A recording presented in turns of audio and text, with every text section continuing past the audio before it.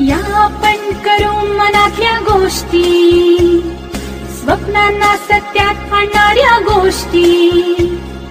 देश विदेश हरवू दे गा, घरोघरी पोहोचे रेडिओ FTI. या तर मग करू मनातल्या गोष्टी. रेडिओ FTI, तुमचं चॅनेल, तुमचं व्यासपीठ. ते हो, मी मृणाल. आज आपण साहित्य कट्टा या कार्यक्रमामध्ये ऐकणार आहोत कवयित्री प्रणिता भालेराव यांची मुलाखतकार रेडिओ मित्र मयूर सोबत. नमस्कार श्रोते हो, साहित्य कट्ट्याच्या भागामध्ये आपण प्रणिता भालेराव यांच्याशी संवाद साधत होतो. तर त्यांचा कवितांचा प्रवास आणि आपल्या गप्पा या पुढील भागामध्येही अशाच अविरत सुरू राहणार आहेत. तर प्रणिता, मी परत एकदा तुझं खूप खूप स्वागत करतो. Thank you so much. तर आतापर्यंत तू आमच्या श्रोत्यांना हे सांगितलं की तुझा कविता लेखनापासून ते एक एकांकिका लिहिण्यापर्यंतचा प्रवास कसा राहिला, त्यासाठी तुला तुझे प्रेरणास्थान तुझे मित्र होते हेही आम्हाला कळालं. पण आता त्यानंतर एक कवयित्री म्हणून मला तुला असा एक प्रश्न विचारावा वाटतो की तुला नक्की कळतं कसं की तुझी कविता लिहितीयस ती आता पूर्णत्वाला आलीये किंवा त्याला अजून पूर्णत्व यायचंय? शेवट कवितेचा म्हणजे आधी मी काय करायचे की जेव्हा मी स्पेसिफिक वेळ असा लिखाणाला द्यायचे, हे मी तुला म्हटलेलं आहे, तर तेव्हा माझ्या मनावर कुठल्याच प्रकारचं असं बर्डन नव्हतं की आपण हे जाऊन कोणाला तरी ऐकवणार आहोत किंवा पब्लिश होणार आहे हे कुठेतरी, किंवा असा एखादा ऑडियन्स पुढे आपल्याला मिळेल की जो आवर्जून माझ्या कविता कशा होत आहेत किंवा कसं लिहितेस जरा ऐकव ग, असं होईल असं काही मला वाटलं नव्हतं. त्यामुळे मी खूप फ्रीली कशाचाही विचार न करता फक्त स्वतःसाठी लिहायचे. तर त्याचं स्वतःलाच एक लोड येऊ नये म्हणून मी काय करायचे की मी जसं लिहायला बसायचे तसं एक डायरी होती माझी छोटी, जी अजूनही माझ्याकडे आहे. तर त्याच्यात त्याचं शेवटचं पान, त्याचं जे पान आहे त्याचं शेवटची जी लाईन आहे त्याच्यावर मी सही करून टाकायचे. म्हणजे सुरुवातीला 3-4 लाईन्स लिहिल्या की शेवटी सही केली की मला एक लिमिटेशन लागायचं की आपल्याला आज एकच पान लिहायचंय. मग मी फ्रीली माझा मुद्दा त्या 3-4 ओळींमध्ये किंवा त्या तेवढ्याच पानामध्ये मांडून टाकायचे. मग आधी मी हे ठरवून घ्यायचे की अशा बऱ्याच कविता लिहिलेल्या आहेत की ज्याची सही मी आधी केलेली आहे आणि मग मी वरची सगळी कविता पूर्ण केलेली. पण आजही मी जेव्हा त्या कवितांना भेट देते किंवा त्या कविता वाचते तेव्हा मला असं अजिबात नाही वाटत की आपण हे संपवलंय, आपण कुठेतरी वाइंड अप केलंय. तर त्याच्यातली एक कविता माझ्या अजूनही मनाजवळ आहे, ते म्हणजे ते पुस्तक नावाची कविता, की ज्याच्यात एक छोटीशी स्टोरी मांडली गेली आणि ती पण मी अशीच संपवली की मी आधी सही केली आणि मग कविता संपली. आणि तरी पण ती ऐकताना किंवा वाचताना असं अजिबात वाटत नाही की ती संपवली म्हणून. तर मी ती ऐकवू का? हो, नक्की. तर कवितेचं नाव आहे ते पुस्तक. तशी नाटक सिनेमाला जाणारी ती आज अचानकच पुस्तक प्रदर्शनाला गेली. तशी नाटक सिनेमाला जाणारी ती आज अचानकच पुस्तक प्रदर्शनाला गेली. सगळीकडे पुस्तकं, पट्टीचे वाचक, ती फुलराणी, छावा, हसवणूक आणि कथक. वाचली नावं तिने जी वाचायला जमली, बाकी साऱ्या पुस्तकांवर नजर फक्त फिरली. शेरलॉक होम्सच्या सेक्शन नंतर नवकवींचं दालन आलं. असाच कोणीतरी नावाने लिहिलेलं पुस्तक नजरेस पडलं. झरझर पडणारी पावलं नकळत अडखळली. खांद्याची पर्स सावरतच ती घामाने डबडबली. उचलून ते पुस्तक तिने सरळ पावती घेतली. पुढची पुस्तकं पाहायची तिला इच्छाच नाही उरली. बरं, पुस्तक प्रेमींना कधी असं करता येईल का? फक्त पुस्तक प्रेमींना कधी असं करता येईल का? आणि कोण वाचक मैफिल अशी अर्ध्यात सोडून जाईल का? गाठून घर पुस्तक तिने मेजावरती ठेवलं. साऱ्या भारांमध्ये आता हेही ओझं वाढलं. काय करणार वाचून प्रेम कविता? मी आपलं उगाच म्हटलं. एखादी कविता, एखादी ओळ, एखाद्या शब्दाने जरी तो नव्याने कळला ना तरी पुरे, तिने उत्तर दिलं. खूप सुंदर प्रणिता, खूप सुंदर. Thank you so much. तर एकंदरीत तुझी लिखाणाची प्रोसेस अशी होती की तू कागदाच्या शेवटी सही करून ठेवायचीस.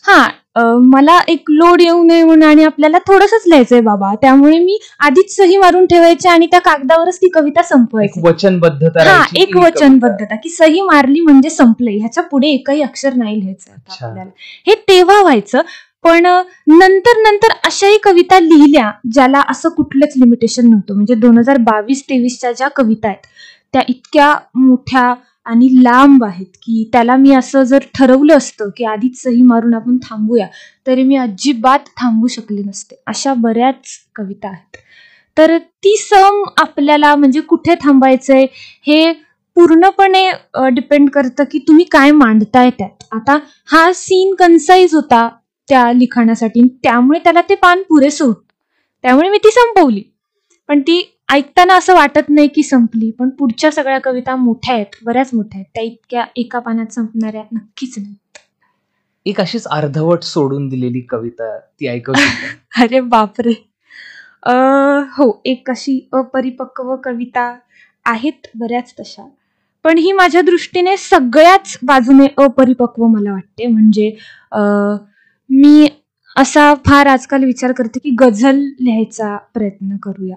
तर तसं एकदा सुरुवातीला जेव्हा तो प्रयत्न झालेला 2021ला, तेव्हा मी एक त्या टाळीसाठी हा घाटा आहे ही गझल लिहिली होती, जी आर्ट सर्कलला मी जेव्हा ऐकवली तेव्हा बऱ्याच जणांना असं झालेलं की हे तू स्वतःचं लिहिलंयस का तू कुणाचं तरी ऐकवलंयस. म्हणजे जे मला येऊन विचारत होते ते मला हाच प्रश्न विचारत होते की हे तुझं स्वतःचं आहे का मग कुणाचं आहे, म्हणजे यांचे कवी कोण असं.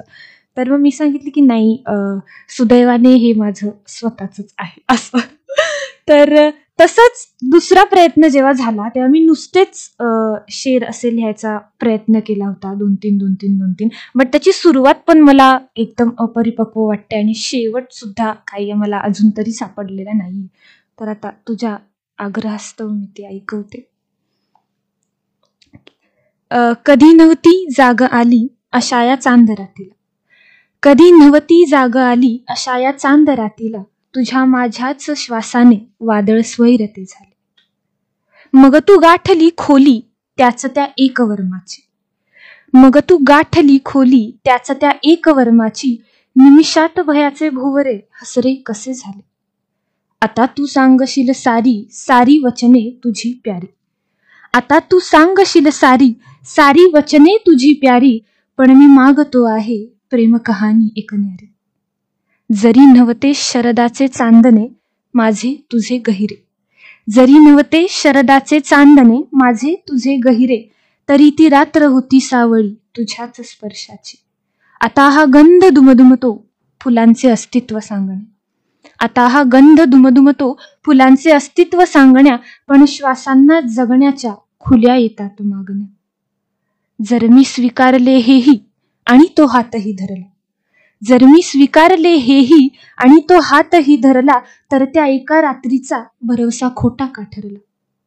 आता बघ कसे होईल, आता बघ कसे होईल, इथे माझे हसे होईल तुझ्या त्या, आणि बस मी इथेच थांबले. म्हणजे ही इतकी अपरिपक्व आहे की पुढे मी अजून ती नेलेली नाहीये.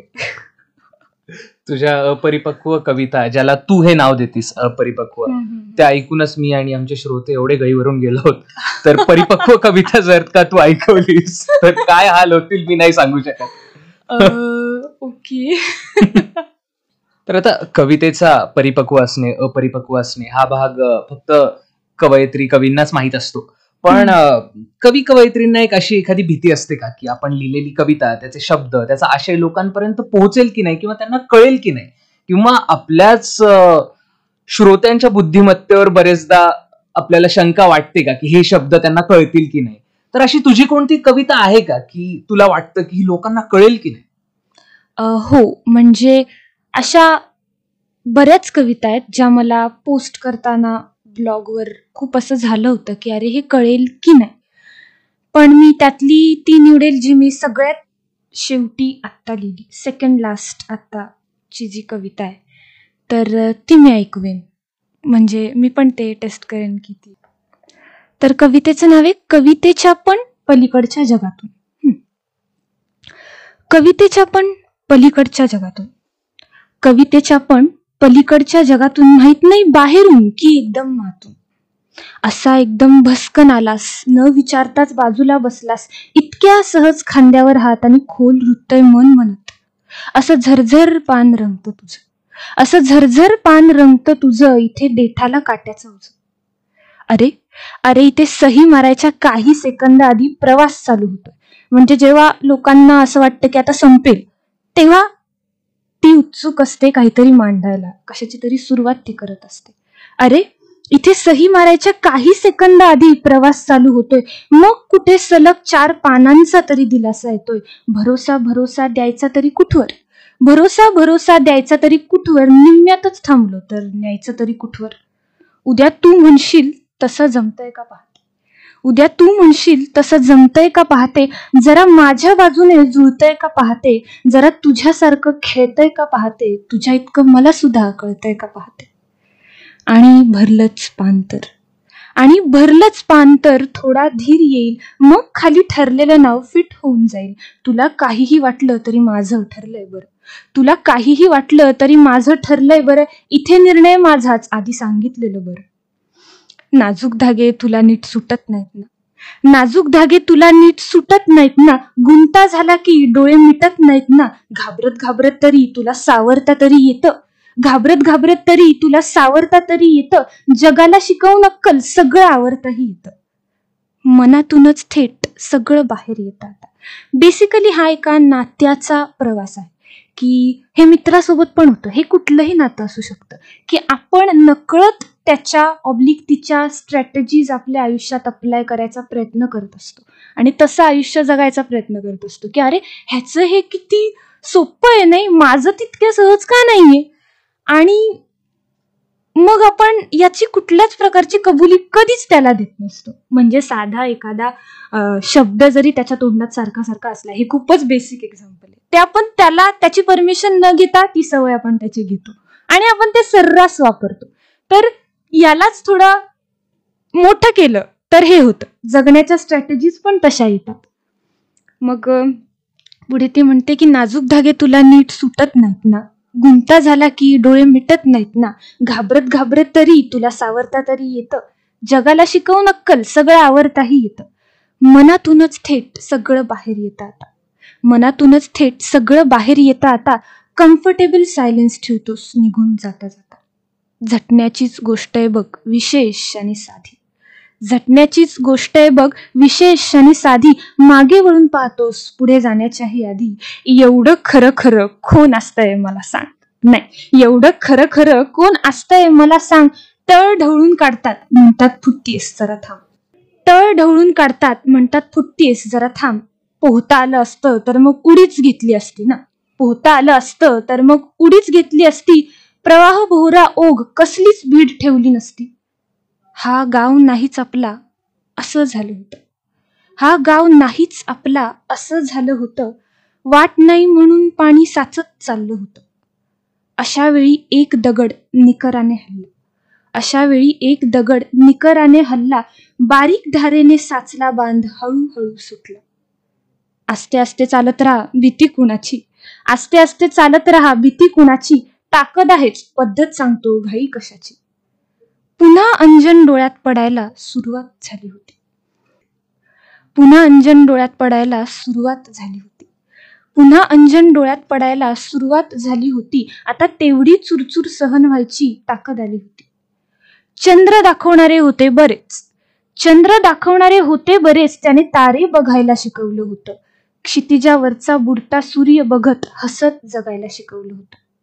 असं ढळता यायला पाहिजे म्हटला बघून घे नीट, असं ढळता यायला पाहिजे म्हणाला बघून घे नीट, किर्र चांदण्यात आस ठेवून उभी राहा धीट.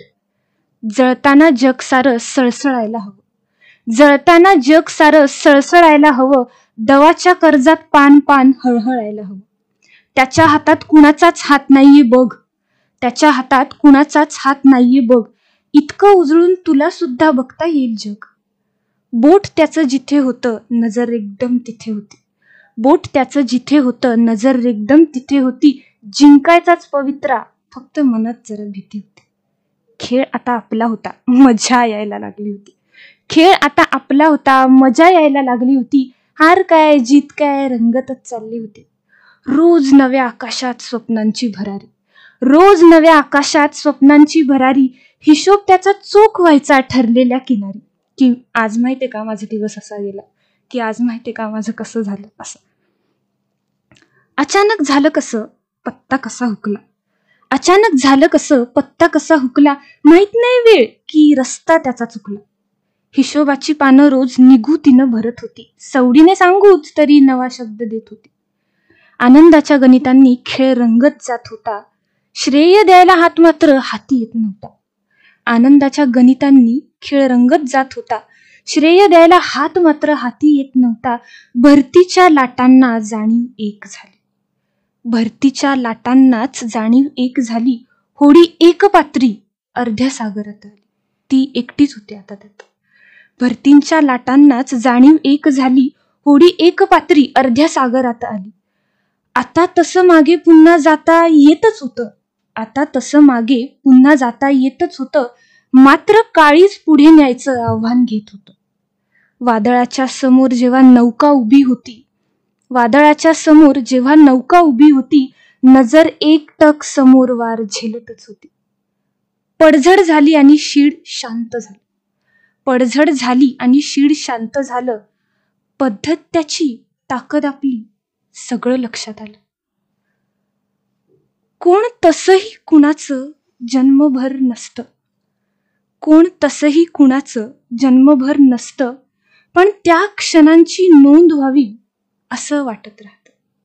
शेवटी नातं असतं काय वाळूवरची नक्षी, शेवटी नातं असतं काय वाळूवरची नक्षी. सुटलेला किनारा आणि काही आठवणींचे पक्षी, सुटलेला किनारा आणि आठवणींचे पक्षी. खूप सुंदर प्रणिता. Thank you so much. मला खूप सॅटिस्फाईड वाटतंय की ही कविता आज मला त्याची संधी मिळाली की मी ती माझ्या आवाजात प्रेक्षकांपर्यंत पोहोचवली.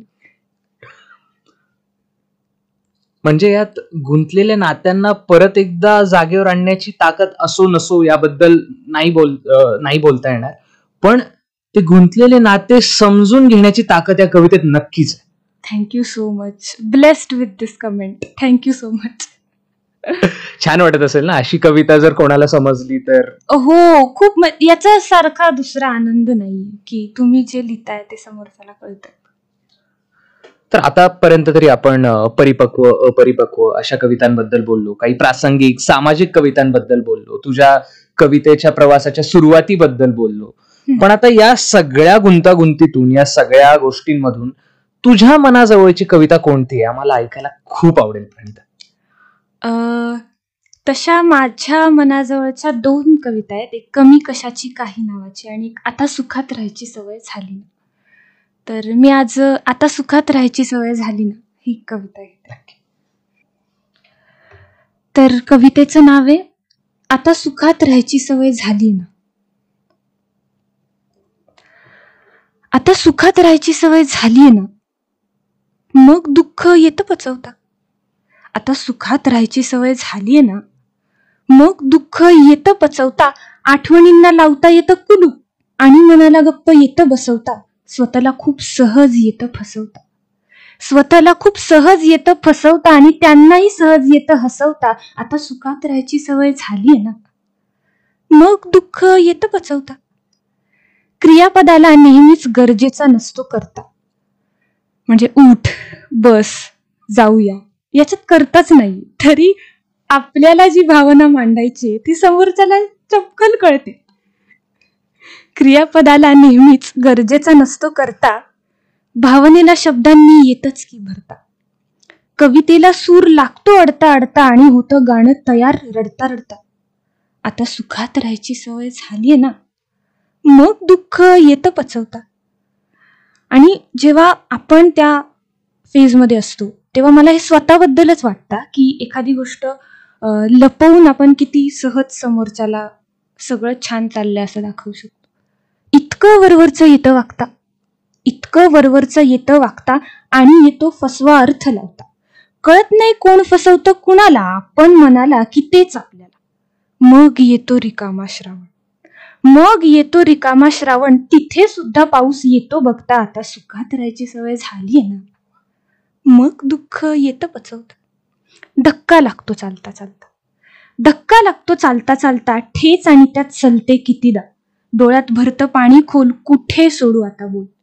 आभाळ केवढं भरलंय बघ, आभाळ केवढं भरलंय बघ, अश्रू त्यात धरतील का तर बघ. विचारून बोलता बोलता किती चालते तुझी सत्ता. आता सुखात राहायची सवय झालीये ना. मग दुःख येतं पचवता. वा. ही माझी सगळ्यात लाडकी कविता आहे. तुझ्यासोबतच ती आता माझी आणि आमच्या सर्व श्रोत्यांची ती लाडकी कविता झालेली असं म्हणायला हरकत नाहीये प्रणिता.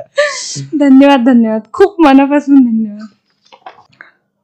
तर प्रणिता, आता हा जो प्रश्न आहे तो बहुधा माझ्यापेक्षा जास्त हा आमच्या श्रोत्यांकडून असेल की भविष्यात लेखणी उचलून आपल्या भावना मांडू इच्छिणाऱ्या नवकवींना तुझा काय संदेश असेल?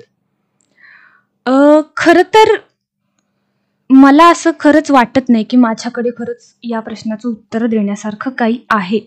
पण मी असं सांगेन की लिहिण्यासाठी जर काही गरजेचं असेल, प्राथमिक गरज, तर संवेदनशीलता.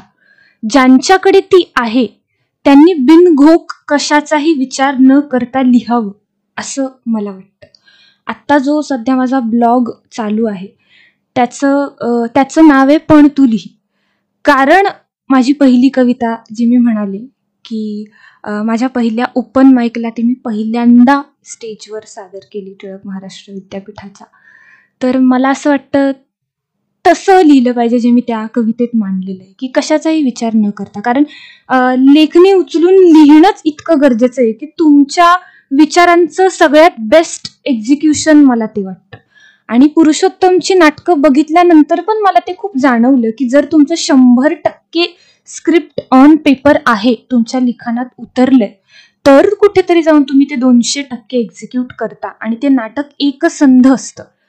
जर ते लिखाणातच 50% उतरले तर उरलेलं 50% ही डिरेक्टर्स लिबर्टी आहे. मग तिथे 2 विचारांचा समावेश होतो, एका विचारांचा नाही. जर तुम्ही दाखवायचं काय 100%च पेपरवर उतरवलं तर ते कसं एक्झिक्यूट करायचं याच्या नादी लागेल, त्यात अजून काय टाकायचं याच्या नादी लागणार नाही. तर मला असं वाटतं मी याचं आणखी इलॅबोरेटिव्ह उत्तर देण्यापेक्षा पण तू लिही ही कविताच ऐकवली. हो चालेल. चालेल. तर कवितेचं नाव आहे पण तू लिही. तिरमिरीत घे कुठलेसे पाठकोरे कागद काही, तिरमिरीत घे कुठलेसे पाठकोरे कागद काही, आणि एखादं संपत आलेलं बिना टोपणाचं पेन सुद्धा चालेल, पण तू लिही. बरं लिही नाहीतर वाईट लिही, बरं लिही नाहीतर वाईट लिही, खूप लिही नाहीतर कमी लिही, आर्थिक लिही किंवा सामाजिक लिही, धंदा लिही मंदी लिही, सात्विक लिही किंवा छंदी लिही, तुझं लिही थोडं माझं लिही, तिचं लिही थोडं त्याचं लिही, तुझ्यासाठी लिही माझ्यासाठी लिही, तिच्यासाठी लिही किंवा त्याच्यासाठी लिही, धगधगत लिही सळसळत लिही, पातक लिही किंवा मादक लिही, इथे लिही तिथे लिही, असं लिही नाहीतर तसं लिही, सुचलंच तर तिकिटावर लिही, सुचलंच तर तिकिटावर लिही, नाहीच तर ठरवून लिही, तसं झालंच तर प्रेमावर लिही, तसं झालंच तर प्रेमावर लिही, आणि तुटलंच तर विरहावर लिही, सळसळलंच तर म्हणायचं रक्त, सळसळलंच तर म्हणायचं रक्त, नाहीतर होतच पाणी, आपल्याच शब्दांचा आपणही नसतो खरा जाणता धनी, दिसेल असेल जाणवेल ते सगळंच येऊ देत, दिसेल असेल जाणवेल ते सगळंच येऊ देत,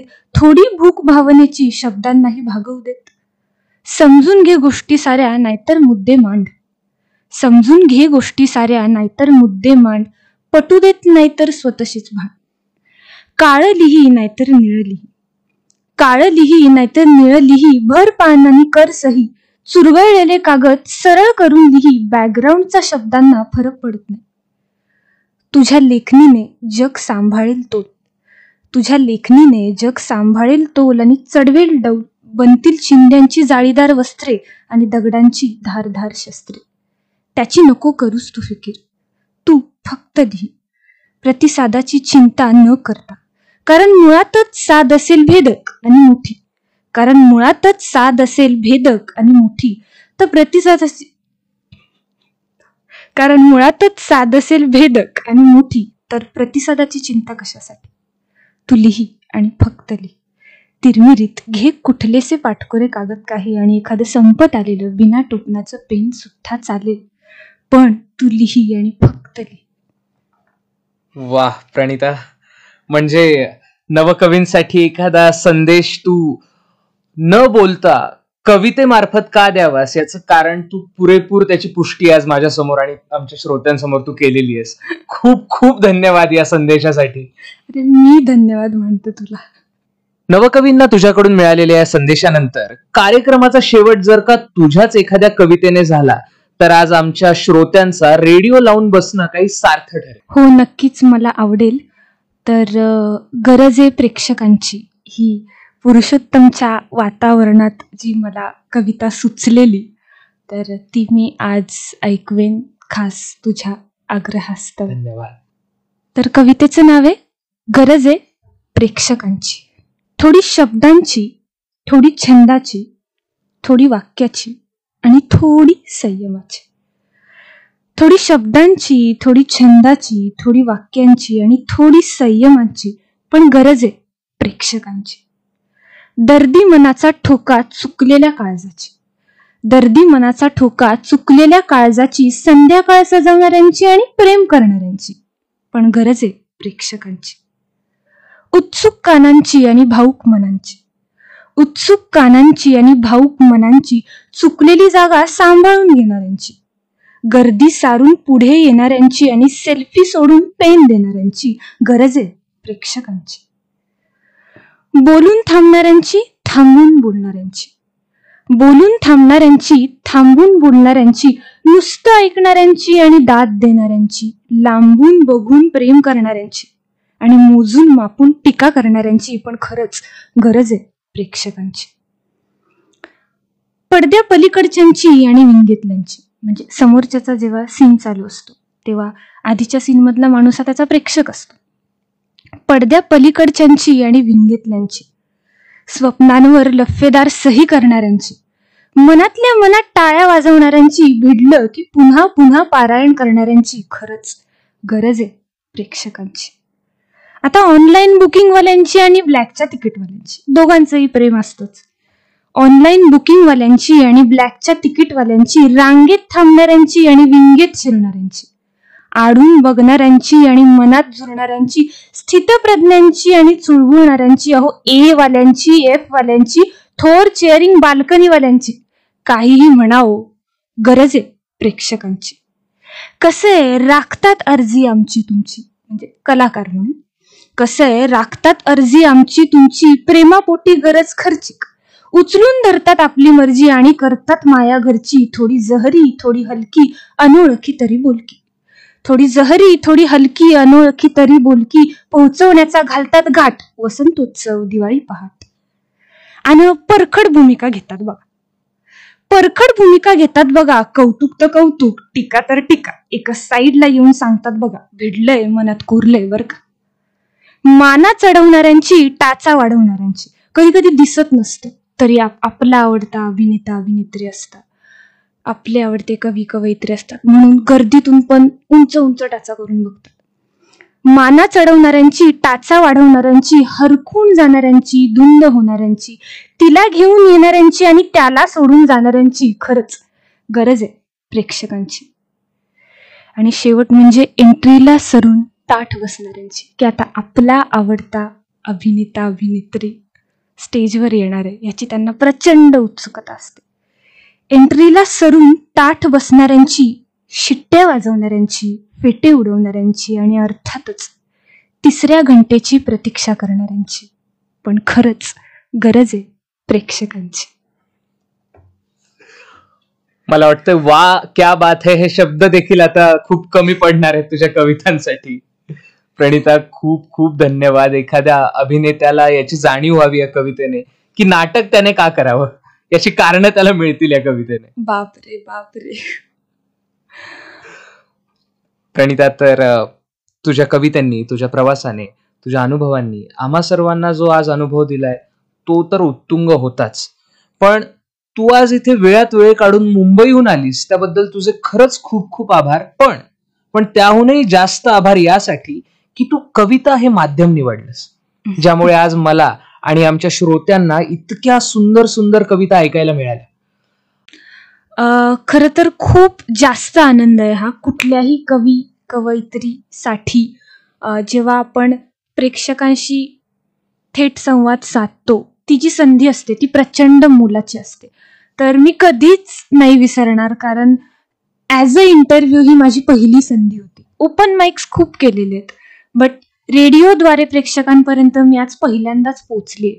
सो तुझ्याकरवी ही जी संधी मला उपलब्ध झाली त्याच्यासाठी मी नक्कीच film and television institute of India आणि तू या दोघांचेही मनापासून आभार मानते. इथे येऊन मला खूप खूप सुंदर अनुभव आलेला आहे आणि जे काही प्रश्न तू मला विचारलेस, मला असं वाटत नाही जर मी काही रेडी केलं असतं स्वतःचं स्क्रिप्ट तर मी इतक्या फ्लोमध्ये आणि इतक्या सुंदर कविता मांडल्या असत्या. सो मीच तुला धन्यवाद देईन की तू मला निवडलंस तुझी गेस्ट म्हणून आणि FTIIचे आभार मानेन. नक्कीच प्रणिता, हा तुझा मोठेपणा आहे की तू याचं श्रेय मला किंवा आमच्या श्रोत्यांना देतेस. तर मंडळी, साहित्य कट्टा या कार्यक्रमात आज आपण संवाद साधला कवयित्री डॉक्टर प्रणिता भालेराव यांच्याशी. मी मयूर आता मात्र तुम्हा सर्वांची रजा घेतो. साहित्य कट्टाच्या पुढील भागाकरिता आपण सर्वजण उत्सुक असालच अशी मी आशा करतो. ऐकत रहा तुमचा आमचा लाडका रेडिओ FTII 90.4 FM. धन्यवाद. रेडिओ FTII तुमचं चॅनेल, तुमचं व्यासपीठ.